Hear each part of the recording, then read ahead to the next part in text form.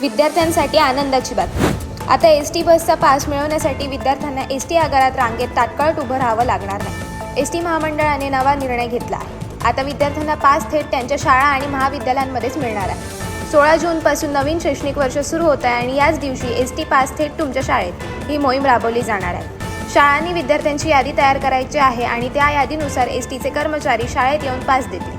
यामुळे विद्यार्थ्यांचा वेळ वाचेल आणि रांगेतील त्रास कमी होईल आणि शिक्षणात अडथळा येणार नाही. पुण्यश्लोक अहिल्याबाई होळकर योजनेअंतर्गत 12वी पर्यंत शिकणाऱ्या मुलींना मोफत एसटी पास दिला जातो. यावर्षी देखील लाखो विद्यार्थी याचा फायदा घेणार आहेत. गेल्या वर्षी 24,55,000 विद्यार्थिनींनी आणि एकूण 29,48,000 विद्यार्थ्यांनी पास घेतले होते. या अभिनव योजनेचा लाभ राज्यभरात शिक्षण घेणाऱ्या लाखो विद्यार्थिनींना होणार आहे. त्यामुळे या उपक्रमाला राज्यातील विविध शाळा महाविद्यालयांकडून कसा प्रतिसाद मिळणार याकडे सर्वांचे लक्ष लागले आहे. अशाच अनेक घटना आणि बातम्या जाणून घेण्यासाठी सबस्क्राईब करा आमचं यूट्यूब चॅनल केव्ही न्यूज आणि इन्स्टा पेज कृषीवल न्यूजला फॉलो करा.